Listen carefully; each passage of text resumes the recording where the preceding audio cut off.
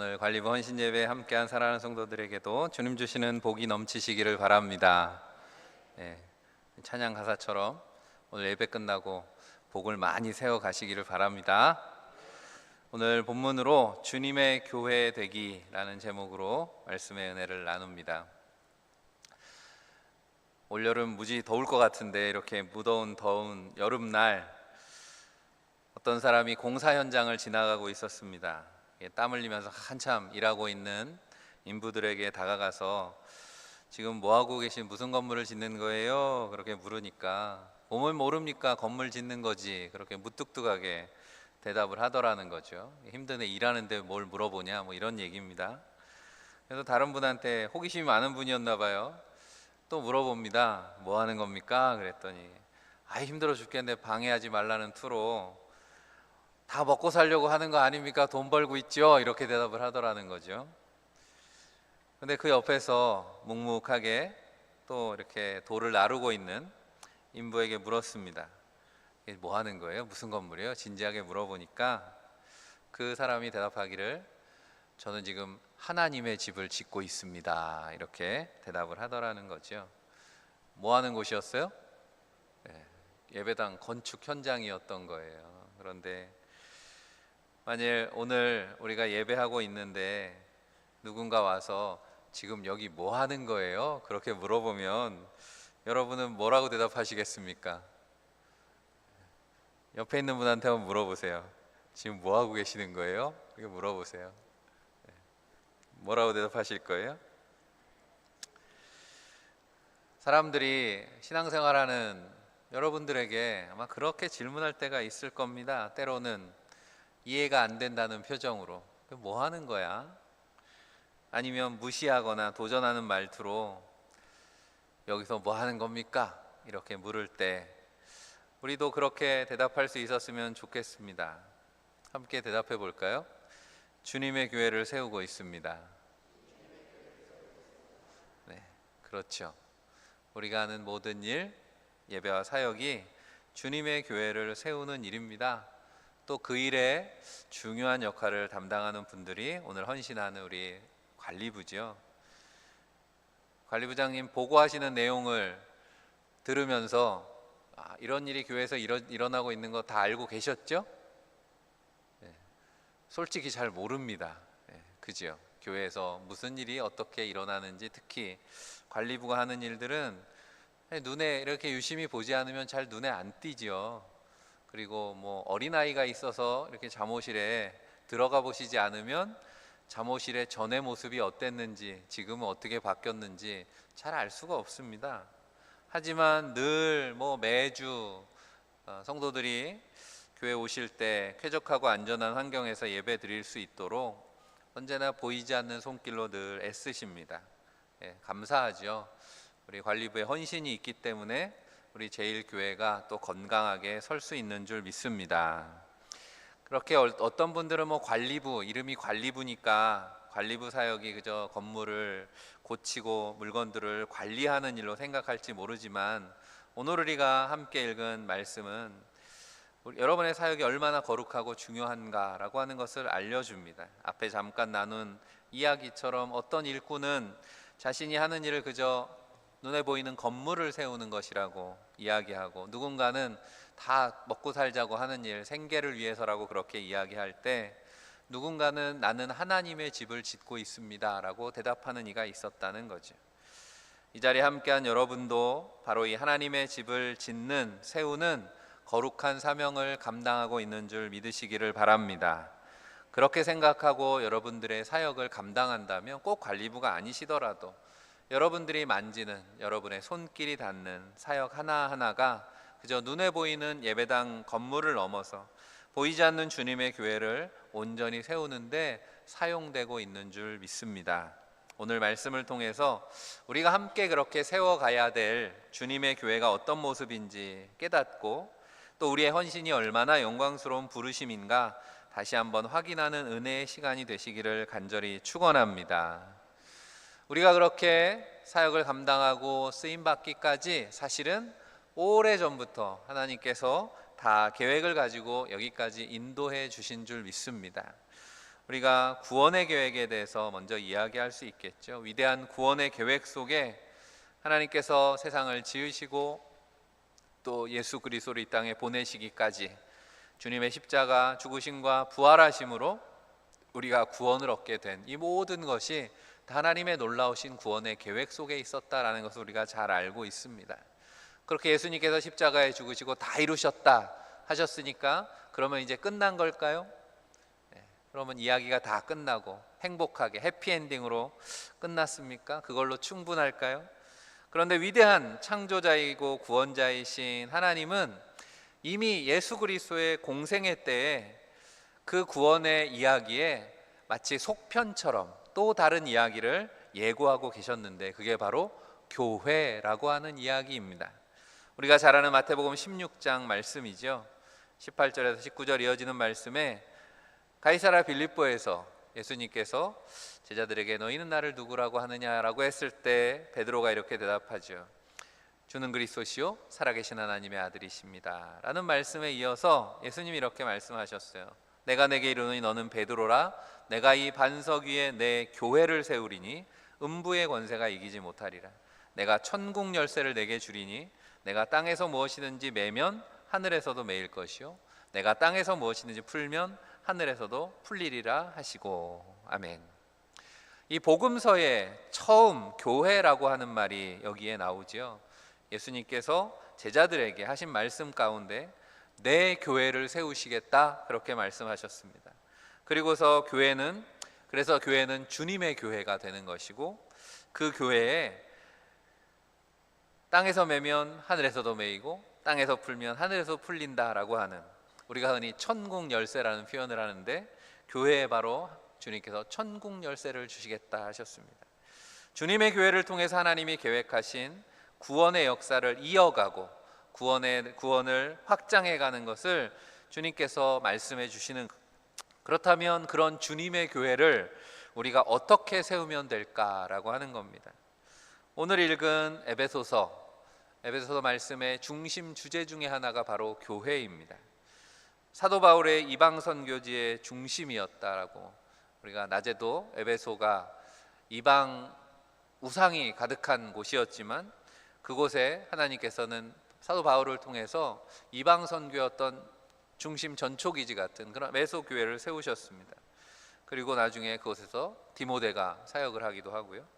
소아시아의 7교회 장작교회 같은 그런 교회로 요한계시록에도 제일 먼저 소개되고 있는 것이 바로 에베소 교회죠. 믿음의 공동체인 교회에 대해서 설명하면서 바울은 마치 하나의 건축물을 세우는 것처럼 그렇게 묘사하고 있습니다. 우리가 잘 아는 것처럼 바울의 여러 말씀들, 서신들 속에 보면 그런 바울의 직업적인 그런 달란트가 드러나는 곳이 있는데, 바울의 직업이 천막을 만드는 사람이었기 때문에 사도행전 18장 3절에 보면 생업이 같음으로 함께 살며 일을 하니 그 생업은 천막을 만드는 것이더라, 이렇게 말씀이 나오죠. 이 말씀은 고린도에서 사역할 때 그곳에서 바울의 평생 동역자가 되는 부부죠, 아굴라 브리스길라 부부를 만나서 함께 사역하게 되는 이야기가 나오는데 그들이 똑같은 직업을 가졌다는 거예요. 그래서 건축업을 하는 사람들이었다는 거죠. 바울의 그런 경험들이 교회에 대한 이해에 그대로 반영되어 있습니다. 오늘 읽은 말씀도 마찬가지죠. 주님의 교회로 완성되어 가는 과정을 마치 어떤 눈에 보이는 건물을 세워가는 것처럼 그렇게 묘사해 주고 있습니다. 그렇다면 우리가 교회를 세운다라고 할 때 교회답다라고 하는 것이 무엇일까? 아마 모든 교회들이 지금도 계속 씨름하는 거죠. 세상은 계속 변하고 사람들도 변하고, 또 이렇게 우리 교회처럼 오래된 교회가 있는가 하면 또 오래된 교회들이 가지고 있는 공통된 문제들이 뭡니까? 젊은이들이 떠나간다는 거죠. 어린아이들이 줄어들고, 그러면 교회의 모습이 또 어떻게 우리가 바꿔야 될까, 개선해야 될까라는 고민들을 하는 거죠. 우리가 대전제일교회라고 하는 우리 교회의 이름은, 대전제일교회라는 이름의 의미를 여러분들이 너무도 잘 알죠. 그 제일이라고 하는 것이 이 제일이라는 이런 의미가 아니잖아요. first라는 거죠. 우리가 영어로 대전 퍼스트 처치라고 하는 이유가 대전의 모교회라는 겁니다. 어머니 교회. 그 교회 이름에 걸맞는 그런 하나님이 기뻐하시는 교회 역할을 감당하기를 간절히 바랍니다. 또 교회들의 이름을 보면 교회들마다 다 추구하는 그런 가치, 그런 목표들이 이름에 반영되어 있는 것을 보는데, 오늘 본문 가운데서 그런 교회들의 이름을 좀 찾아보면 어떨까 생각해 봤습니다. 오늘 본문을 말씀을 따라서 우리가 세워야 되는 주님의 교회는 이런 교회가 아닐까, 그 이름을 가지고 한번 생각해 봅니다. 첫 번째로는 주님의 교회는 반석교회라는 거죠. 반석 위에 세우는 교회입니다. 여러분 주변에도 다니다 보시면 반석교회, 이렇게 교회 이름에 반석교회라는 교회들 많이 보셨을 거예요. 나름대로 성경적인 이름이죠. 앞서 주님이 베드로에게 하셨던 말씀이잖아요. 내 그 믿음 위에 교회를 세우시겠다. 베드로라고 하는 이름의 뜻이 반석이라는 뜻이니까 그 이름 위에 교회를 세우시겠다 말씀하셨으니까, 그래서 반석교회라고 이름을 많이 붙입니다. 가이사랴 빌립보에서 주는 그리스도시요 살아계신 하나님의 아들이십니다 라고 하는 그 믿음의 고백이 교회의 기초라고 주님이 말씀하셨습니다. 그리고 우리가 예배할 때마다 사도신경을 고백하면서, 이게 오래된 교회, 거의 2000년 가까운 교회 신앙의 고백 아닙니까? 그래서 신앙 고백을 하면서 우리가 교회답다라고 하는 것은 흔들리지 않는 신앙의 기준, 바탕이 있어야 되는 겁니다. 그 신앙의 기초가 무엇입니까? 오늘 20절 말씀을 세 번역으로 읽어보면 이렇습니다. 여러분은 사도들과 예언자들이 놓은 기초 위에 세워진 건물이며 라고 말하고 있습니다. 여러분이라고 하는 게 교회잖아요. 그런데 그때 교회는 지금처럼 이런 예배당이 있는 교회가 아닙니다. 가정교회이고, 그리고 상도들의 모임을 교회라고 그렇게 불렀을 때, 여러분은 건물인데 사도들과 예언자들이 놓은 기초 위에 세워진 건물이다 라고 그렇게 말하고 있습니다. 신약 성경에서 사도들과 예언자들이 놓은 기초라고 하는 건 바로 하나님의 말씀, 성경을 뜻하는 겁니다. 신앙의 고백이 기초하는 것은 철저하게 성경적이어야 된다라고 하는 말씀을 하는 거죠. 그래서 성경에 대한 바른 해석과 이해가 없으면 교회의 신앙의 기초는 흔들릴 수밖에 없는 거죠. 그러니까 많은 이단들이, 예전이나 지금이나 결국 이단들은 그 신앙이 기초가 든든하지 않으면 그 틈을 비집고 노린다는 거죠. 그래서 디모데후서 3장 17절에 이는 살아있는 하나님의 말씀은 하나님의 사람으로 온전하게 하며 모든 선한 일을 행할 능력을 갖추게 하려 함이라, 우리가 낮에도 읽었던 말씀입니다. 하나님의 말씀은 하나님의 사람을 온전하게 하고 능력을 갖추게 하는 일에 교훈과 책망과 바르게 함과 의로 교육하기에 충분하다, 그렇게 말씀하고 있습니다. 그런데 정작 우리는 어떻습니까? 무슨 일이 생기고 문제가 생기면 성경에서 답을 찾으려고 하기보다는 세상에서, 세상의 원리나 세상의 방법이나 세상의 교훈과 경험에서 답을 찾으려고 세상을 의지하려고 하지 않느냐라고 하는 겁니다. 우리가 먼저 하나님의 말씀에서, 하나님의 말씀의 원리에서 답을 찾는 그런 노력과 그런 습관이 있어야 되겠다라고 하는 거죠. 그렇다면 성경 공부를 열심히 하고 전통적인 교리를 잘 알아야 된다, 그런 말씀일까라고 하는 거죠. 물론 우리가 성경을 깊이 있게 나누는 것 중요하죠. 우리가 교리적으로도 잘 알고 있어야 되겠죠. 믿음의, 신앙의 지식을 더하는 것은 맞습니다. 그런데 우리가 베드로후서 1장 5절 말씀에 보면 그러므로 너희가 더욱 힘써 너희 믿음의 덕의 지식을, 이렇게 말씀하는 것을 보게 됩니다. 믿음의 지식을 이라고 하지 않았고요, 믿음의 덕의 지식을, 믿음과 지식 사이에 덕이 들어가 있다라고 하는 것에 주목해 봅니다. 그러니까 믿음과 지식 사이에 덕이 강조되어 있다는 건 무슨 말일까요? 현대인의 성경에 보면 덕을 미덕이라 그랬습니다. 믿음의 지식 전에 미덕. 영어 성경에 보면 goodness입니다. 우리 낮에도 얘기했던 선함이라고 하는 거죠. 보시기에 좋았다라고 말씀하실 때 구약에 말씀하는 선함이라고 하는 걸 신약에서는 덕이라고 했다는 거죠. 에베소서 2장 10절 말씀에도 우리는 그의 만드신 바라 그리스도 예수 안에서 선한 일을 위하여 지으심을 받은 자니라고 성경은 분명히 말씀해 줍니다. 하나님께서 우리를 지으셨습니다. 우리는 하나님의 피조물입니다. 하나님의 창조주 되심이 우리의 신앙의 기초가 되어야 된다, 낮에도 말씀드렸습니다. 그런데 그렇게 부름받은 에클레시아, 교회를 성경에서는 부름받은 사람들이라고 하잖아요. 그런데 무엇을 위해 부름받았는가? 그리스도 예수 안에서 선한 일을 위해서 우리를 불러주신 줄로 믿습니다. 하나님 나라 백성들의 삶에 대해서 말씀하시는 예수님의 산상순의 마지막 말씀에 주님은 믿음의 열매를 강조하시면서 말씀하셨습니다.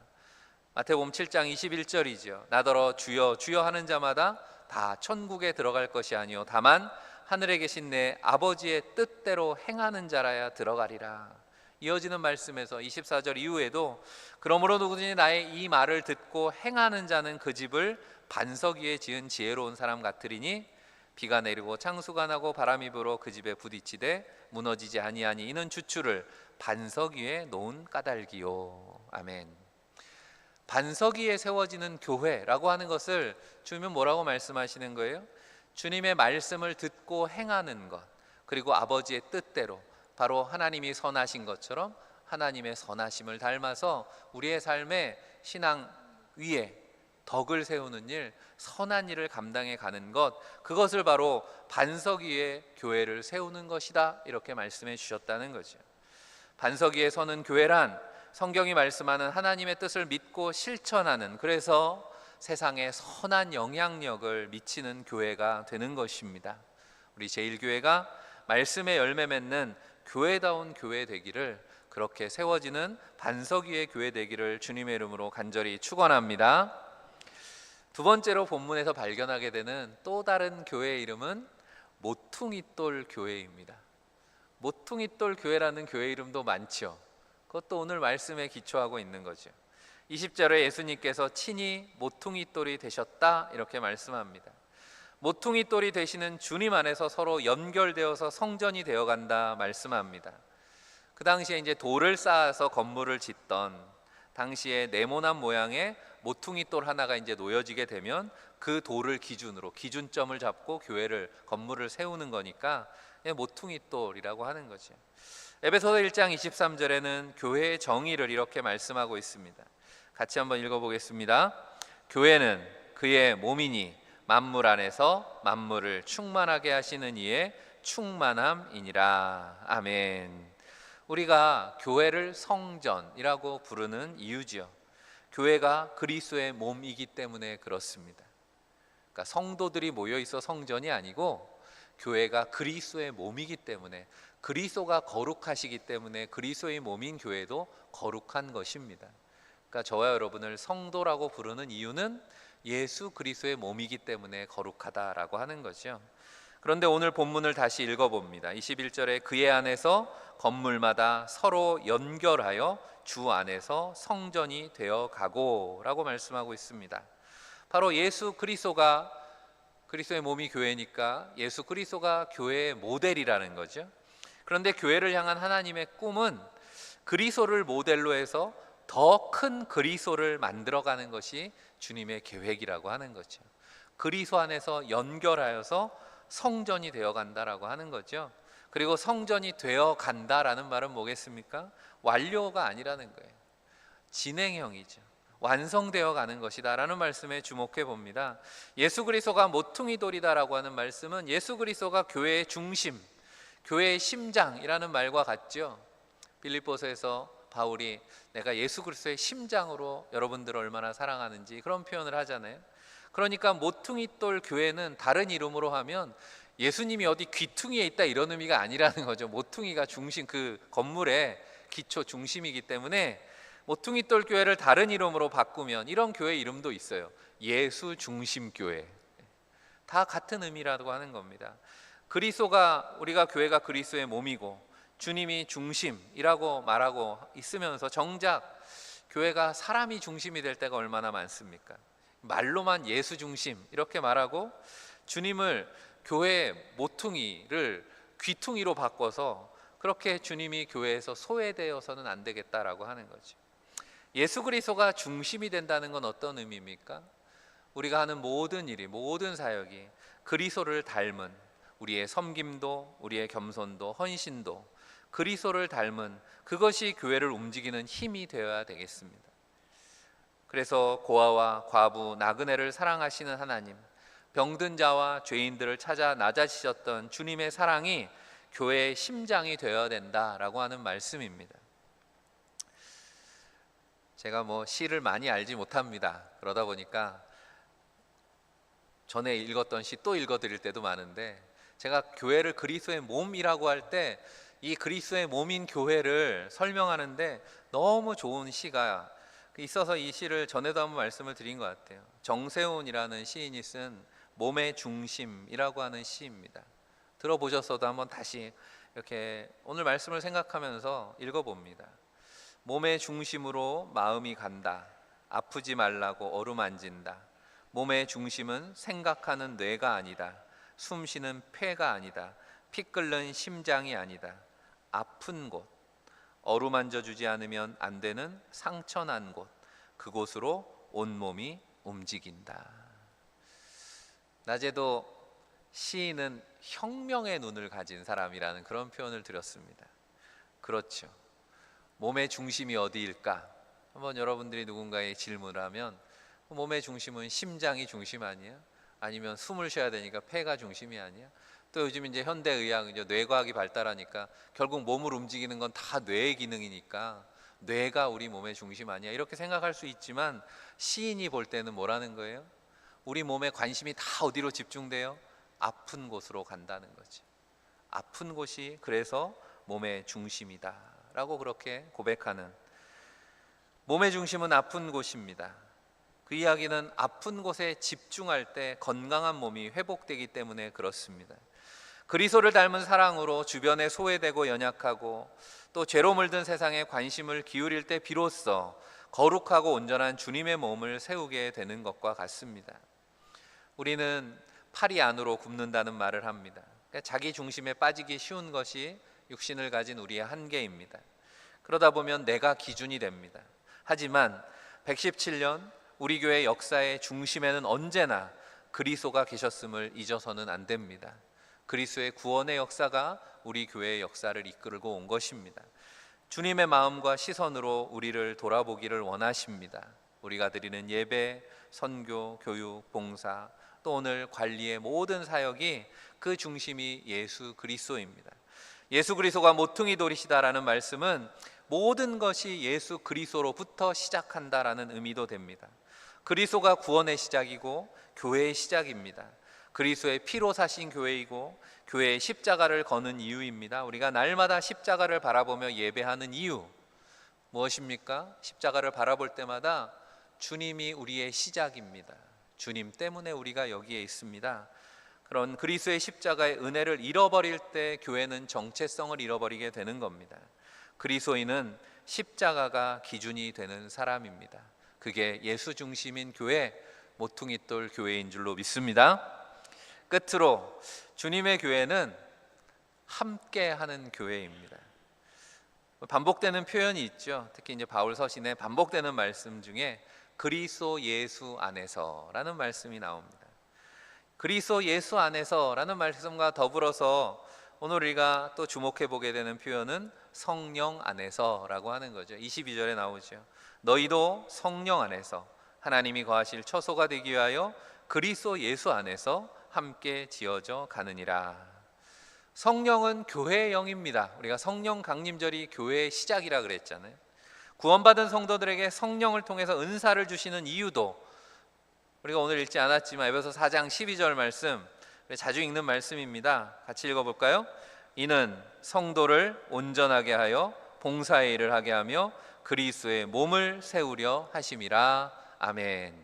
성령을 주시는 이유는 교회를, 그리스도의 몸을 온전히 세우기 위함이라는 거죠. 교회를 하나님의 성전이라고 부를 때 건물을 칭하는 것이 아니라는 거 잘 압니다. 하나님의 성령이 함께 하시는 성도들을 칭하는 거죠.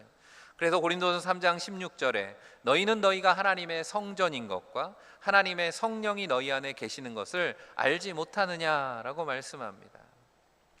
오늘 22절의 교회를 하나님이 거하실 처소라고 말씀한 이유와 같습니다. 중요한 것은 늘 말씀드리는 것처럼 성도, 헬라어로 하기오스라는 말이 늘 복수 명사로 쓰인다는 거죠. 성령은 그렇게 믿음의 공동체인 교회에 함께 하십니다. 그렇게 성령을 통해서 하시는 일이 무엇입니까? 사도행전의 요약과 같은, 서론과 같은 사도행전 1장 8절에 나와 있죠. 오직 성령이 너희에게 임하시면 너희가 권능을 받고 예루살렘과 온 유대 사마리아 땅끝까지 이르러 내 증인이 되리라 하시니라. 성령을 통해서 교회는 능력을 얻는 겁니다. 성령의 도우심으로 사명을 감당하게 되는 겁니다. 한마디로 교회는 성령의 능력으로 일하는 공동체입니다. 그렇게 사도신경에서 교회에 대해서 이렇게 고백합니다. 거룩한 공교회와 성도의 교제를 믿습니다. 교회는 공동체라고 하는 것, 그 안에 성도의 교제가 있다는 걸 믿습니다라는 거죠. 중요한 것은 이 고백의 앞에 뭐가 나옵니까? 성령을 믿사오며 라는 말씀 다음에 나오는 거예요. 성령을 믿습니다. 그래서 성령을 통해서 교회는 거룩한 공동체가 되고 성령을 통해서 성도들의 교제가 이루어지고 그렇게 교회는 그리스도의 몸이 되어간다라고 고백하고 있는 겁니다. 교회를 세상과 구별한 거룩한 공동체가 되게 하고 말씀과 기도, 예배와 성례를 통해서 성도의 사귐을 가능하게 하는 것이 바로 성령의 역사라고 우리는 말마다 고백하고 있는 겁니다. 하지만 우리는 늘 육신의 한계를 가지고 있기 때문에 저도 마찬가지입니다. 저도 고민할 때마다 이제 인프라를 고민하는 거죠. 세 가지 인프라가 있다고 전에도 말씀드렸잖아요. 인력, 시설, 물질. 이게 세상이 이야기하는 인프라입니다. 뭔가 사역을, 조직을 뭐 움직여 가려면 당연히 사람이 있어야, 일꾼이 있어야죠.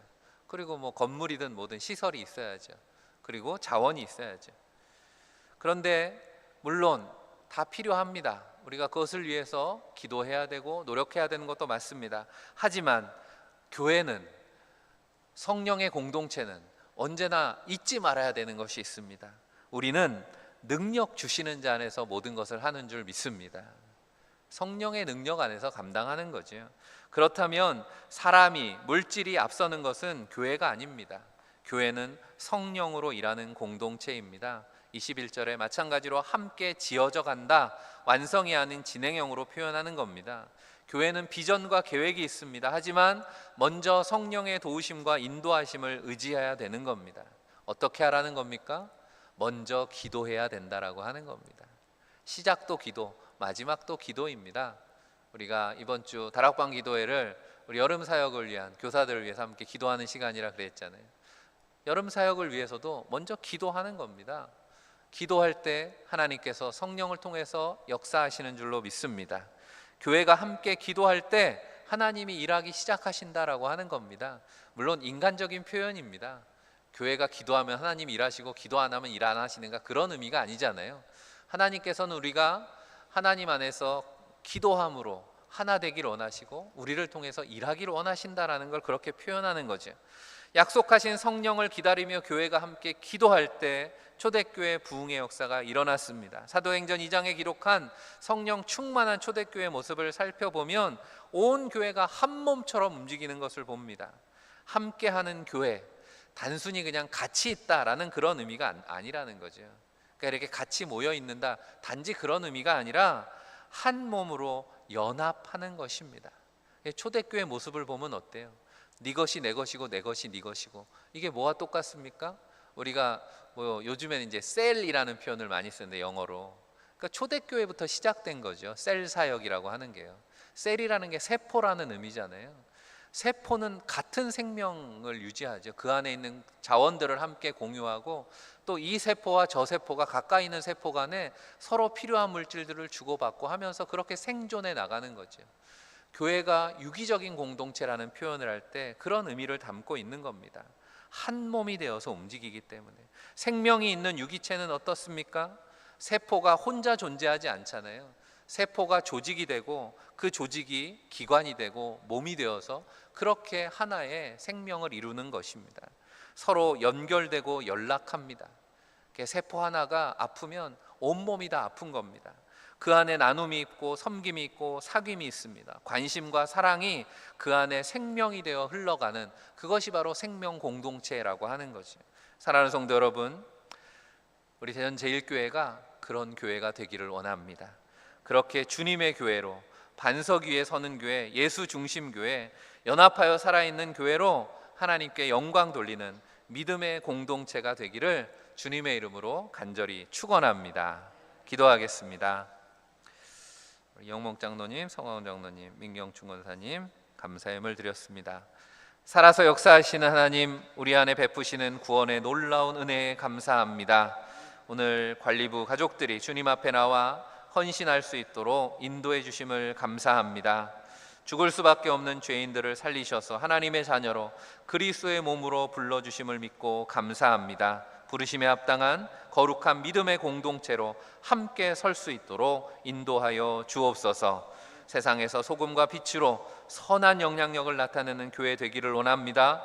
그리스도의 심장으로 주님을 따르는 교회가 되게 하시고 성령 안에서 한 몸 이루는 사랑으로 역사하는 교회로 건강하게 세워 주옵소서.